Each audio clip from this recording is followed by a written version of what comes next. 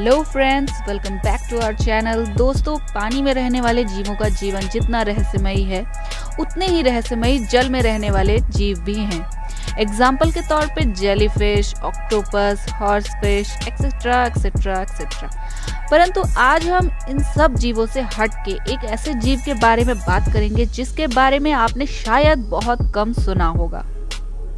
जैसा कि आपने देखा होगा, व्हेल मछली अपने भारी भरकम विशालकाय शरीर के कारण आकर्षण का केंद्र होती है। ठीक इसी प्रकार ईल फिशेस भी अपनी कई खूबियों के साथ दुनिया भर में मशहूर हैं।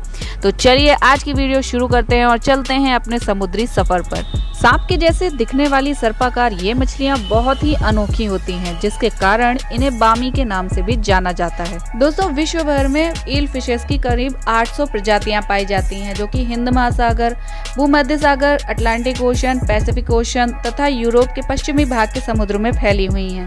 इनका शरीर लंबा, मुलायम पंख और शरीर बेहद चिकना होता है, जो कि 5 सेंटीमीटर से करीब 4 मीटर तक लंबा हो सकता है और 30 ग्राम से करीब 25 किलोग्राम तक भारी हो सकती है। ये मछलियां समुद्रों, नदियों, तालाबों, कीचड़ और दलदलों में रहती हैं।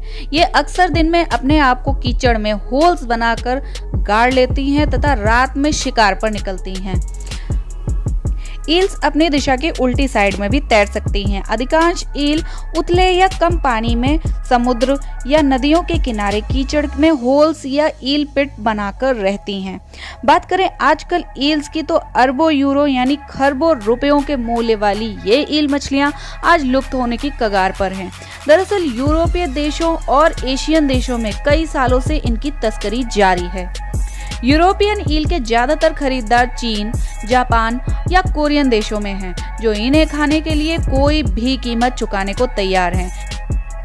एंगुला एंगुला नामक फ्रेश वाटर ईल की तादाद में पिछले 3 दशकों में करीब 90% की गिरावट दर्ज की गई है। दूसरी ओर नदियों में अपनी आबादी बढ़ाने वाली इन मछलियों का आवास भी अब इंसानों की गतिविधियों और प्रदूषण से छिन गया है। तमाम चेतावनियों के बावजूद अब भी हर साल सैकड़ों टन ईल मछलियों की खपत जारी है। एशियाई देशों में ईल मछली के द्वारा प्रयुक्त फायदों के चलते भोजन के तौर पर इनकी कीमत और मांगें आसमान छू रही हैं। यूनाइटेड स्टेट के फूड एंड एग्रीकल्चर डिपार्टमेंट का कहना है कि अकेले चीन में 2016 में 2.5 लाख टन ईल की खपत होती है। तो फिर ये तो 2020 चल रहा है, तो अब तक इनके शिकार का अंदाजा आप बड़ी आसानी से लगा सकते हैं। यूरोपियन यूनियन की कानून और व्यवस्था एजेंसी यूरोपोल का अंदाजा है कि हर साल यहाँ करीब 100 टन बेबी ईल की तस्करी हो रही है। इन बेबी ईल्स को ग्लास ईल्स भी कहा जाता है, क्योंकि इनकी त्वचा से भीतर का शरीर भी साफ साफ दिखता है। संख्या में ये करीब 32 करोड़ मछलियां ही बची हैं।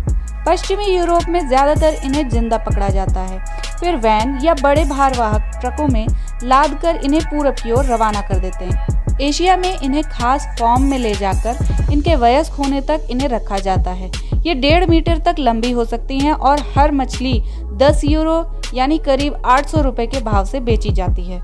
यूरोपोल के प्रवक्ता का कहना है, ग्लास ईल की तस्करी में पर्यावरण अपराध, स्मगलिंग, धोखाधड़ी, टैक्स चोरी और काले धन से जुड़े अपराध बनते हैं।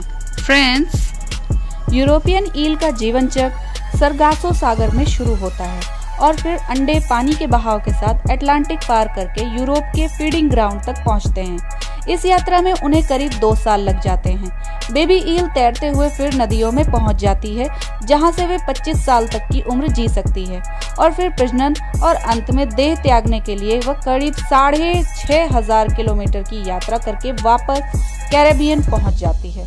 अपनी लाइफ साइकिल के हर चरण पर इन सुंदर जीवों का जीवन इंसानों और मानवीय गतिविधियों के कारण खतरे में रहता है। सस्टेनेबल ईल ग्रुप के अध्यक्ष एंड्रू कर का कहना है, इन्हें किसी भी दाम पर बेचा जा सकता है, लेकिन कुल मिलाकर ये कई अरबों का मामला है। कीमत के हिसाब से ये धरती का सबसे बड़ा वाइल्ड लाइफ अपराध है। ऐसे में ईल तस्करी के जुर्माने और दंड भी बाकी तस्करी अपराधों के मुकाबले काफी हल्के हैं। ऐसे में ईलों को मिटने से बचाने के लिए इन सब स्तरों पर सख्ती बरत जाने की जरूरत है।